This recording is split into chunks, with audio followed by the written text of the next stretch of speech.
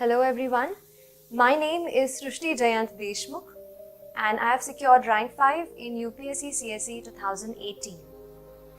Here I am to share with you my journey, my experience of civil service preparation and what has helped me to achieve what I have done today. So a little bit about myself. I like to tell you that the motivation that I got to prepare for this exam came through the preparation itself. When I started, I did not really know what I was going into. But when I started reading much and more, I found out that there are many people in this world, in our country, who are unfortunate, more unfortunate than we ever can be. I felt, how can I use my learning capacity, my ability to learn, to reach a position where I can help them and better their lives in some manner or the other. तो यही motivation रहा throughout my preparation and it pushed me through the entire process. And I'll tell you that this exam not only help you change other people's lives, पर ये आपको भी एक बेहतर इंसान बनने में मदद करती है. That is the beauty of UPSC CSE examination. It makes you into a person who's much more sensitive, who's much more responsible, and who looks forward to doing something for the society. So coming to the exam, I'd like to start by first telling you about the organization of notes. Now I feel that the syllabus which we have got, the UPSC syllabus, is our guiding light. It will tell you at every step कि आपको क्या important है और क्या नहीं है. इसीलिए एक UPSC syllabus की कॉपी मैंने अपने स्टडी टेबल पर हमेशा रखी. उसके साथ ऑर्गेनाइजेशन ऑफ नोट्स एक दूसरा पॉइंट है जिस पे आपको सबसे ज़्यादा काम करने की ज़रूरत है, क्योंकि मैंने भी यही किया. अपने नोट्स को मैंने अपने सिलेबस को अलग अलग टॉपिक्स में हम डिवाइड जैसे कर लेते हैं वैसे डिवाइड किया और हर टॉपिक को मैंने एक अलग फोल्डर बनाया.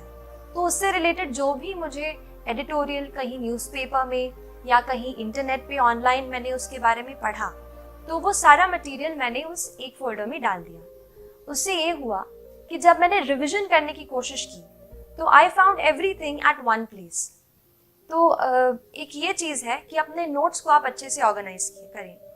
ये काम आपको स्पेशली ज़्यादा ऑप्शनल में आएगा, क्योंकि ऑप्शनल में भी जैसे मेरा ऑप्शनल सोशियोलॉजी था तो उसमें ये सब्जेक्ट मेरे लिए नया था, लेकिन उसके सिलेबस के साथ मैं उसको हमेशा सिलेबस को साथ रखा मैंने और प्रीवियस ईयर के पेपर्स को मैंने देखती रही. मैं ऑप्शनल के पेपर में थोड़ा ऐसा है कि थीम्स जो हैं कई बार रिपीट होती हैं टॉपिक्स के, तो उन थीम्स पे आप हमेशा फोकस करते रहिए और कुछ थीम्स के आप अलग से नोट्स बनाइए खुद. मैंने कोशिश की कि मैं खुद अपने नोट्स रेफरेंस बुक से बनाऊं, क्योंकि जब मैं खुद उसको लिख लेती थी तो जो अंडरस्टैंडिंग है वो मेरी बेटर हो जाती थी. तो खुद के नोट्स पे मैंने खुद नोट्स बनाने की ज़्यादा कोशिश की. नेक्स्ट चीज़ जो मैं आपसे शेयर करना चाहूँगी और मुझे लगता है कि ये चीज़ बहुत इम्पॉर्टेंट है यूपीएससी के लिए, वो है आंसर राइटिंग. जनरल स्टडीज़ और ऑप्शनल के जो टोटल हमारे रिटन के मार्क्स हैं वही मार्क्स हैं जो हमें कहते हैं ना आखिर आपको रैंक अच्छी दिलाएंगे. तो आप जैसे मैंने ये किया कि आंसर राइटिंग पे शुरू में बहुत डर लगता था कि आंसर अच्छे से नहीं लिख पा रही हूँ, और क्योंकि इंजीनियरिंग बैकग्राउंड से हूँ तो बस पॉइंट्स में छोटा छोटा लिखने की आदत है. लेकिन जैसे सोशियोलॉजी ऑप्शनल है, आपको डिटेल में सब बताना पड़ता है, और जनरल स्टडीज़ हैं, कुछ डेफिनेशंस रहती हैं, तो मुझे भी शुरू में काफ़ी डर लगता था आंसर्स लिखने से.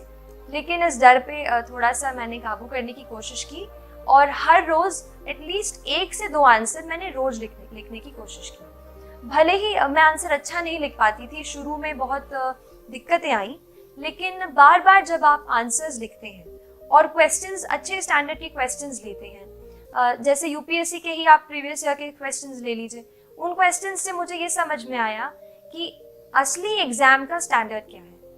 तो ये चीज़ मैंने की, 1-2 आंसर 1-2 मैं रोज़ लिखती थी. और उसके बाद फिर मैंने कुछ टेस्ट सीरीज़ ज्वाइन की जिसमें मैं हर संडे को कोई एक टॉपिक रहता था जिसको मैं पूरे वीक में पढ़ती थी और वही टॉपिक्स के मैं आंसर्स लिखती थी. So that answer writing practice I think इतनी बिल्ड हो जाती है कि बाद में जब एग्ज़ाम में कोई सवाल जैसे आपको नहीं भी आ रहा हो तो भी आप उस सवाल से कुछ की टर्म्स को ढूंढ करके आप कुछ ना कुछ उसमें लिख सकते हैं जो कि उस आंसर के लिए रेलेवेंट हो। तो ये क्योंकि कॉम्पिटिटिव एग्जाम है, आपको एक या आधा मार्क एक्स्ट्रा स्टील करना है, तो इसके लिए आप कोशिश करें कि अपनी रीडिंग वाइड रखें और आंसर राइटिंग की बहुत सारी प्रैक्टिस करें। आंसर राइटिंग की अगर बात कर रही हूँ तो ये बता देती हूँ कि थोड़ा सा मैंने कोशिश की कि कुछ ऐसे सॉल्ट जैसा अपने आंसर में ऐसा स्प्रिंकल करूँ कि आंसर की क्वालिटी अच्छी हो जाए और एग्जामिनर थोड़ा एक्स्ट्रा मार्क्स दे दे। तो इसके लिए मैंने कोशिश की, जैसे फैक्ट्स कहीं से अपन जैसे न्यूज़पेपर पढ़ते हैं, कोई फैक्ट्स पढ़ते हैं, उसको मैंने पहले एक बुक में अलग से नोट कर लिया था। वो फैक्ट्स फिर मैंने एग्जाम के बहुत जल्दी पहले ही एग्जाम के जस्ट पास में ही मैंने वो लर्न कर ली वो फैक्ट्स। फिर जैसे कुछ क्वेश्चंस ऐसे हैं जहाँ पर हम कुछ डेफिनेशंस लिख सकते हैं, तो जब आप आंसर को शुरू करते हैं तो आप उस डेफिनेशन से स्टार्ट कर सकते हैं। इसके अलावा कुछ कमेटी की रिपोर्ट्स होती हैं, जैसे ARC रिपोर्ट्स होती हैं, या फिर एक और बहुत इम्पॉर्टेंट रिसोर्स जो मैंने बहुत ही ज़्यादा यूज़ किया है वो है नीति आयोग का 3 ईयर एक्शन एजेंडा। ये जो एक डॉक्यूमेंट है, इसमें आपको गवर्नमेंट की सारी स्कीम्स एक जगह पर मिल जाएंगी, so you understand the perspective of the government. और वो मैंने पूरा डॉक्यूमेंट, उसमें काफ़ी टाइम लगा पढ़ने को, बट जब मैंने एक बार पढ़ लिया था तो काफ़ी कुछ मैं उसका अपनी आंसर्स में कोट कर पाई। तो जो भी गवर्नमेंट के डॉक्यूमेंट्स हों, जैसे इकोनॉमिक सर्वे आता है, बजट आता है, ये आप बिल्कुल अच्छे से पढ़ें, मैंने भी पढ़ा और इसको फिर मैंने कोशिश की कि आंसर में लिखूं। इसके अलावा मैंने आंसर्स में कुछ इंटरनेशनल इंडेक्सेस हम पढ़ते हैं, जैसे एनवायरमेंटल प्रोटेक्शन इंडेक्स है, वर्ल्ड इकोनॉमिक फोरम की बहुत सारे इंडेक्स हैं जो अभी न्यूज़ में रहती हैं। तो उस इंडेक्स में इंडिया की जो भी रैंकिंग रही है, आप उसको भी अपने आंसर्स में जहाँ रेलेवेंट हो वहाँ कोट कर सकते हैं। और एक और लास्ट चीज़, आंसर्स में आप थोड़ा सा कहीं फ्लो चार्ट या कहीं इंडिया का मैप, ऐसे भी आप घर से प्रैक्टिस, पहले से जब आप आंसर राइटिंग करते हो आप उसमें प्रैक्टिस करो। मैंने एक शीट में जो भी मुझसे लगा कि ये यूज़ हो पाएगा, मैंने एक जगह पे सारी ड्राइंग्स ऐसे फ्लो चार्ट्स इकट्ठा कर लिए थे और वही फिर मैं रिवाइज करके आंसर हॉल में, जो भी राइटिंग हॉल था, वहाँ गई। तो उससे मुझे लगता है कि आंसर्स मैं अच्छे लिख पाई और तय वक्त में, यानी जो हमें 3 आवर्स का टाइम मिलता है, उसमें मैंने कोशिश की कि मैं सारे आंसर्स जो है वो कंप्लीट करके आऊँ। ये जो कॉपीज़ हैं ये आप iscore.in पर देख सकते हैं। इसके अलावा करंट अफेयर्स बेस्ड स्टडी, इस पे भी मैं थोड़ी सी बात करना चाहूँगी आपसे। मैंने ये किया कि क्योंकि ज़्यादा ह्यूमैनिटीज़ का बैकग्राउंड नहीं था, तो जो भी करंट अफेयर्स में मैं पढ़ती थी, जैसे कई बार कोई इम्पोर्टेंट न्यूज़ जो है, जैसे इलेक्शन है, प्रेसिडेंशियल इलेक्शंस है, तो उसमें बहुत सारे आर्टिकल्स आप देखोगे कि न्यूज़पेपर में आते हैं। वहीं से मैंने एडिटोरियल्स के नोट्स बनाए, उनको इकट्ठा किया और करंट अफेयर्स से ही मैंने कोशिश की कि पेपर 2 यानी GS2 और GS3 की मैक्सिमम प्रेपरेशन मैं कहूँगी कि मैंने न्यूज़पेपर्स, आर्टिकल्स ऑनलाइन जो आपको मिल जाएंगे, अच्छे आर्टिकल्स अच्छी वेबसाइट्स के, न्यूज़पेपर्स के, वहाँ से मैंने कोशिश की कि GS2 और GS3 के आंसर्स मैं वहाँ से कवर कर सकूँ। बाकी GS1 में तो काफ़ी पार्ट जो है स्टैटिक है, जैसे हिस्ट्री, जियोग्राफी, वर्ल्ड हिस्ट्री, तो इसके लिए स्टैंडर्ड बुक्स ही मैंने रेफर की थी। करंट अफेयर्स बेस्ड स्टडी के बाद मैं थोड़ा सा आपको एक और लास्ट चीज़ बताना चाहूँगी, टेस्ट के बारे में। कई बार हम सोचते हैं कि टेस्ट हमें बहुत सारे देने हैं, एंड मैंने भी पहले ये टेस्ट किया है कि टेस्ट सीरीज़ बहुत ज़रूरी है। टेस्ट सीरीज़ इसलिए इम्पॉर्टेंट हो जाती है क्योंकि हमें घर बैठे ये नहीं पता चलता कि हमारा क्या लेवल है, क्या स्टैंडर्ड है, क्या हम उस तरीके का एग्ज़ाम में परफॉर्म कर पाएंगे। तो ऐसे डाउट्स मुझे भी थे। टेस्ट देके मुझे ये पता चला कि ऑल इंडिया लेवल पर या जो भी आप इंस्टीट्यूट का ले रहे हैं उस लेवल पर आपकी क्या स्टैंडिंग है। तो इसके लिए आप टेस्ट ज़रूर लगाने की कोशिश करें। लेकिन इसमें एक और चीज़ मैं ऐड करूँगी, टेस्ट हम काफ़ी देते हैं, जैसे मान लीजिए प्रीलिम्स का टेस्ट है, हम 100 क्वेश्चंस तो अटेम्प्ट कर लेते हैं, लेकिन उसके बाद इतने एग्जॉस्ट हो जाते हैं कि उसको रिवाइज ही नहीं करते। ये मत कीजिए। मैंने बहुत जब ये गलती की, बाद में रियलाइज़ हुआ कि कई क्वेश्चंस फिर से ऐसे आ गए जो मैंने पहले कर चुके थे पर मैंने उनको पढ़ा नहीं था। तो आप ये करो, और मैंने ये किया था कि पहले मैंने जैसे एग्ज़ाम दे दी, 2 घंटे में हमने पहले क्वेश्चन सारे सॉल्व कर लिए, उसके बाद आप घर जाके आपने जहाँ आप पढ़ते हैं सारे क्वेश्चन को एक एक करके फिर से पढ़िए, जो भी उनका सोर्स है वहाँ से पढ़िए, उसको रिवाइज कीजिए, या फिर मैंने उसको अलग एक कॉपी में नोट कर लिया था, जो भी इम्पोर्टेंट पॉइंट्स मुझे टेस्ट से मिलते थे, फिर उसको मैंने अलग से रिवाइज किया। तो ऐसे टेस्ट बहुत इंपॉर्टेंट हैं, क्योंकि एक कंडेंस्ड फॉर्मेट में आपको एक जगह पे सारी चीज़ें मिल जाएंगी। तो टेस्ट को आप एनालाइज ज़रूर करें। एक और चीज़, हमारा जो नेचर ऑफ मिस्टेक है उसको समझने की आप ज़रूर कोशिश कीजिए।